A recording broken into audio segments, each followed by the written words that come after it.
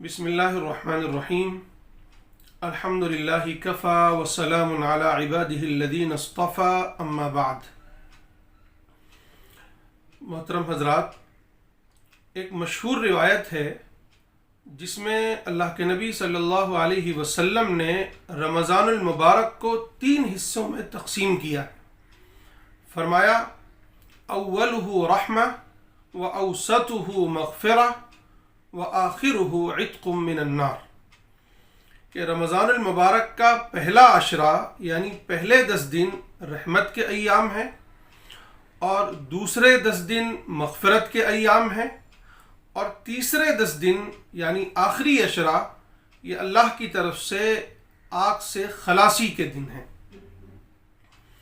یہ جو ایام ابھی شروع ہوئے ہیں یہ ایام دوسرے عشرے کے ہیں، اس لیے آج مناسب یہ معلوم ہوتا ہے کہ ہم اور آپ اس دوسرے عشرے سے متعلق کچھ گفتگو کریں کہ یہ عشرہ جو ہے وہ مغفرت کا عشرہ ہے، کہ اب تک جن بد نصیبوں نے اللہ کی رحمت سے فائدہ نہ اٹھایا، ابھی تک توبہ و استغفار کا دامن نہ تھاما، ابھی تک ندامت و شرمندگی ان کے اندر نہ آئی، اللہ سے توبہ نہ کی انہوں نے، اور اللہ کی رحمت سے دور ہی رہے، اللہ کی مغفرت نہ ہوئی، تو کم از کم یہ جو مغفرت کا عشرہ ہے اس میں کوشش کر کے اپنے رب کو منا لیں، اپنے گناہوں سے توبہ کر لیں، نادم و شرمندہ ہوں اور اپنی مغفرت کروا لیں۔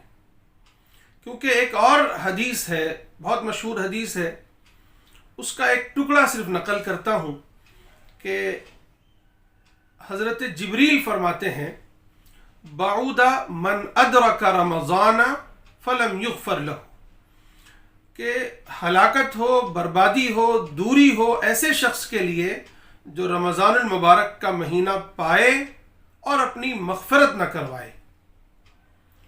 اس پر اللہ کے نبی صلی اللہ علیہ وسلم نے آمین کہی، گویا یہ بد دعا ہے جبریل امین کی، اور اس پر آمین ہے حضور پاک علیہ الصلاۃ والسلام کی۔ تو آپ اندازہ لگائیے کہ اس بد دعا کے قبول ہونے میں کیا کوئی کسر رہ جاتی ہے؟ یہ بہت ہی انتہائی خطرناک بد دعا ہے جس سے ہمیں اور آپ کو ڈرنا چاہیے۔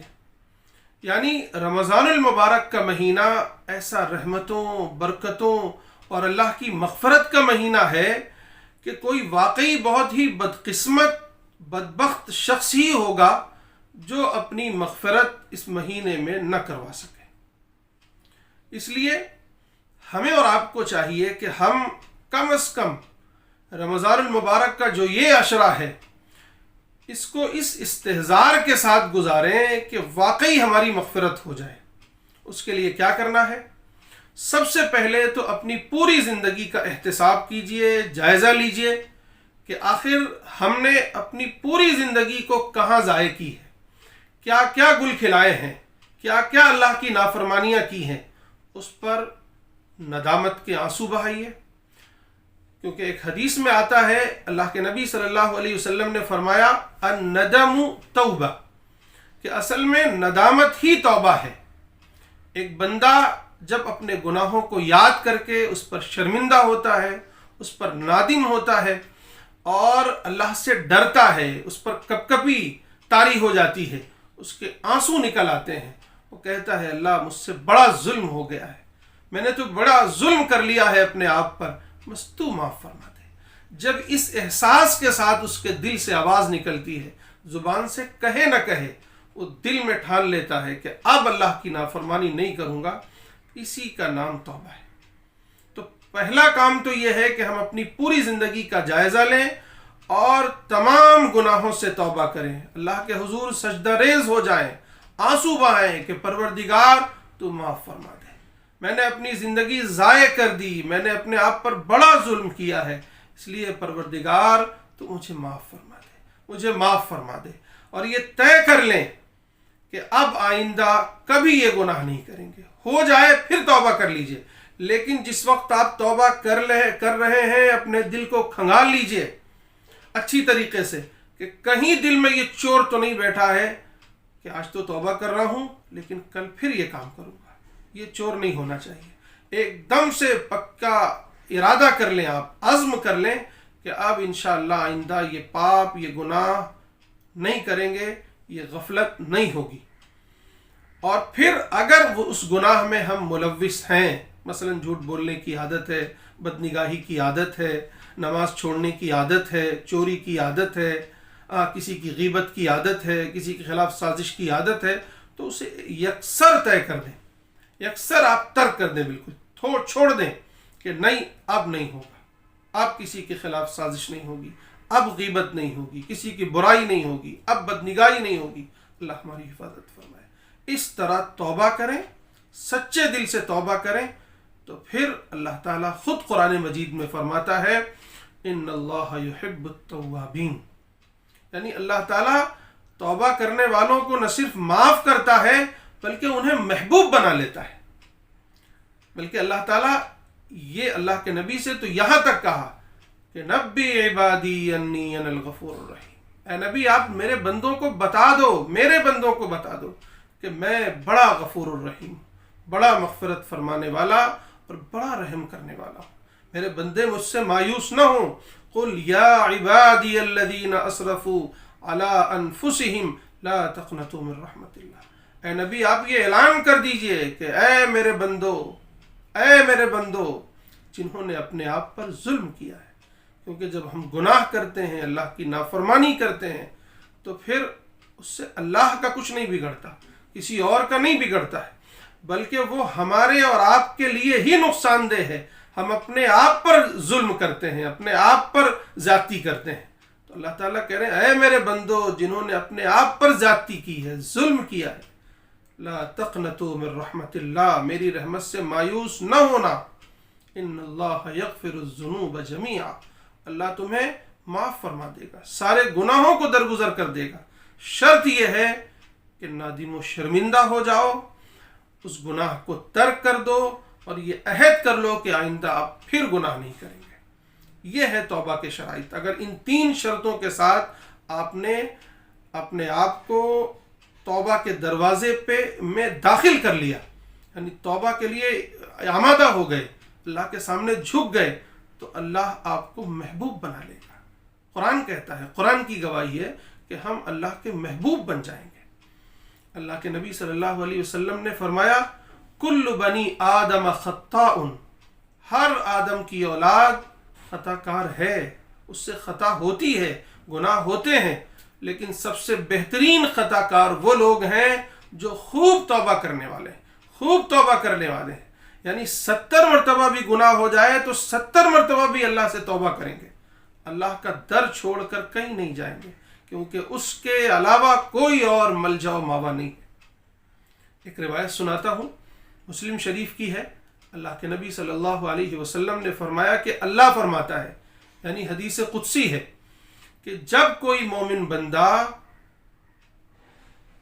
گناہوں کو چھوڑ کر میری طرف پلٹتا ہے اور توبہ کرتا ہے تو مجھے کتنی خوشی ہوتی ہے. اس کو ایک تمثیل سے سمجھایا گیا ہے کہ ایک مسافر ہے جس کا اونٹ ہے، جس کی سواری ہے، اور اس کے ساتھ اس کا سارا ساز و سامان ہے، سارا توشہ ہے، سارا زاد راہ ہے. وہ لیے جا رہا ہے ایک صحرا میں، جاتے جاتے جاتے جاتے ایک جگہ آرام کرتا ہے، اونٹ کو بٹھا دیتا ہے، خود آرام کرنے لگتا ہے. اب وہ آرام کر رہا ہے، نیند آ گئی، سو گیا. اب سو کر اٹھتا ہے تو کیا دیکھتا ہے؟ اس کی سواری غائب ہے، اس کا اونٹ غائب ہے، اس کا زاد راہ، اس کا توشہ سب غائب ہے. نہ کھانا ہے، نہ پانی ہے، نہ سواری ہے، اور دور دراز تک نہ کوئی بستی ہے، نہ کوئی کھانا ہے، نہ کوئی پانی ہے، کچھ نہیں ہے. وہ کبھی ادھر بھاگتا ہے، کبھی ادھر بھاگتا ہے، کبھی ادھر بھاگتا ہے. اسے لگتا ہے کہ اب کیا ہوگا، اب تو بس موت ہے، اس کے علاوہ کچھ نہیں، کیونکہ نہ پانی ہے نہ دانا. پریشان ہو جاتا ہے، پھر لیٹ جاتا ہے اور اسے نیند آ جاتی ہے. جب دوبارہ نیند سے بیدار ہوتا ہے تو کیا دیکھتا ہے کہ اس کی سواری ماں ساز و سامان کے، توشے کے، زاد راہ کے ساتھ آ کر اس کے سامنے بیٹھی ہے. تو خوشی سے جھوم اٹھتا ہے، فوراً اللہ کو مخاطب کرتا ہے، اے اللہ تو میرا بندہ، میں تیرا خدا. یعنی الٹا بول جاتا ہے، جوش میں، جذبات میں، کہ اللہ تو میرا بندہ میں تیرا خدا، کہنا چاہیے تھا تو میرا خدا میں تیرا بندہ، لیکن کہہ اٹھتا ہے تو میرا بندہ میں تیرا خدا۔ تو اللہ تعالیٰ فرماتے ہیں جس وقت یہ بندہ خوش ہوتا ہے، جس طرح اس کی خوشی دیدنی ہوتی ہے، یعنی جو اس کی خوشی کی کوئی انتہا نہیں رہتی، اسی طرح میں اپنے اس بندے سے خوش ہوتا ہوں جو گناہوں کو چھوڑ کر، نافرمانیوں کو چھوڑ کر، بے حیائی اور حرام کاری کو چھوڑ کر، یعنی غفلت کو چھوڑ کر میری طرف پلٹتا ہے اور میری رحمت کی امید لیے میرے در پر آتا ہے اور مجھ سے توبہ کرتا ہے۔ اسی لیے اللہ اتنا خوش ہوتے ہیں میرے بھائیو۔ یہ رمضان کا موسم ہے، دوسرے عشرے کا موسم ہے، یہ مغفرت ہی کا موسم ہے۔ اس میں تو اللہ تعالیٰ مغفرت کے بہانے ڈھونڈ رہے ہیں۔ روزے رکھیے، اللہ کو یاد کیجئے، خوب توبہ کیجئے، خوب توبہ کیجئے، اللہ معاف فرما دیں گے۔ اللہ تعالیٰ تو روزانہ یہ آواز لگوا رہے ہیں، ہے کوئی مغفرت چاہنے والا میں اس کی مغفرت کروں، ہے کوئی مانگنے والا کہ میں اس کی مانگ پوری کروں، ہے کوئی مجھ سے دعائیں مانگنے والا کہ میں اس کی دعائیں قبول کروں۔ روزانہ اعلان کروا رہے ہیں۔ اس لیے میرے بھائیوں، ان اوقات کو غنیمت جانیے، اللہ سے توبہ کیجئے۔ ہم بھی توبہ کرتے ہیں، آپ بھی کیجئے، اور اپنے آپ کو بالکل صاف ستھرے کر لیجئے۔ یہ مغفرت کا ہی اشرہ ہے، اس میں اللہ تعالیٰ مغفرت کے بہانے ڈھونڈ رہے ہیں۔ تو اللہ کی رحمت سے مایوس نہ ہو، اللہ کی طرف پلٹو لوگو اللہ کی طرف۔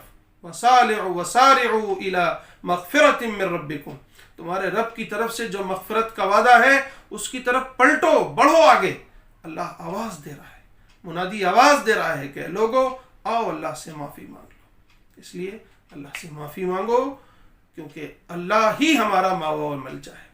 لیکن ہم نے اگر روگردانی کی، ہم نے سرکشی کی، پھر بھی ہم اڑے رہے، گناہوں پر جمے رہے، نہ نادم ہوئے، نہ شرمندہ ہوئے، اور نہ ہی اللہ سے توبہ کی، تو یاد رکھیے ایک چھوٹا سا گناہ ہمارے لیے ناسور بن سکتا ہے۔ حدیث میں آتا ہے کہ جب بندہ گناہ کرتا ہے تو اس کے دل پر ایک سیاہ نقطہ پڑ جاتا ہے، اگر وہ توبہ کر لے تو وہ دھل جاتا ہے، اور اگر توبہ نہ کرے تو وہ باقی رہتا ہے۔ پھر دوسرا گناہ، پھر تیسرا گناہ، اس طرح سیاہ نقطے پڑھتے اس کا دل سیاہ ہو جاتا ہے، اور پھر ایسے لوگ وہ ہو جاتے ہیں جن کے بارے میں قرآن نے کہا ہے بل ران علی قلوبہم، ان کے قلوب پر زنگ لگ جاتا ہے۔ پھر اللہ تعالیٰ کی طرف سے اس سے توفیق چھین لی جاتی ہے۔ ختم اللہ علی قلوبہم، پھر اللہ کی طرف سے مہر لگ جاتی ہے کہ یہ اب سرکشی میں، ہٹ دھرمی میں، گناہوں میں لت پت ہو چکا ہے، یہ آنا ہی نہیں چاہتا ہے۔ اللہ کے نیک بندے اسے بلاتے ہیں، منادی اسے آواز دیتا ہے، لیکن یہ پلٹنے کو تیار نہیں ہے، یہ ہٹ دھرمی پر تلا ہوا ہے۔ تو ایسے شخص کے لیے پھر کوئی راہ پلٹنے کی نہیں ہوتی۔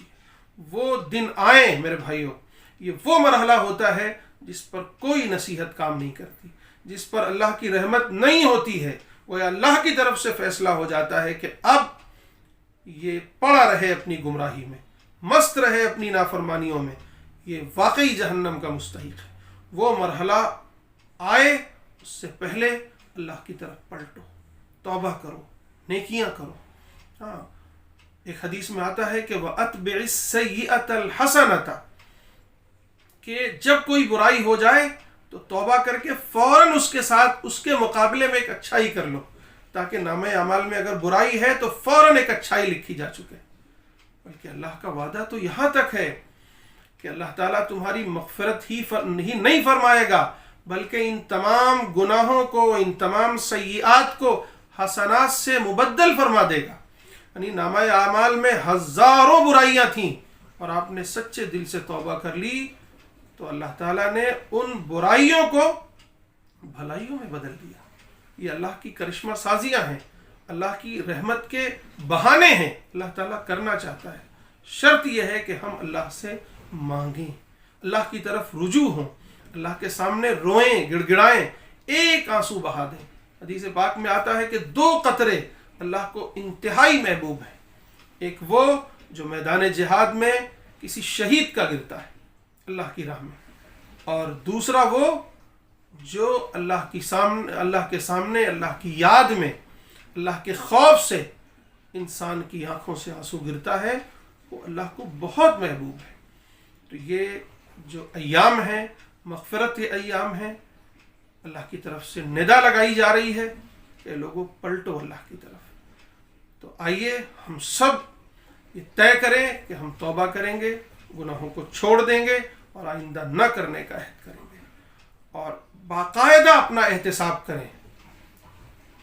ہو سکتا ہے کہ بہت سے ایسے چھوٹے گناہ ہوں جنہیں ہمیں اندازہ نہ ہو، لیکن وہ احتساب کر کے جائزہ لے کے ان سب کو اللہ سے معاف کروائیں، استغفار پڑھیں، استغفر اللہ ربی من کل ذنب واتوب الیہ، کہ اللہ میں آپ میرے رب ہیں، میں آپ سے مغفرت چاہتا ہوں ہر گناہ سے۔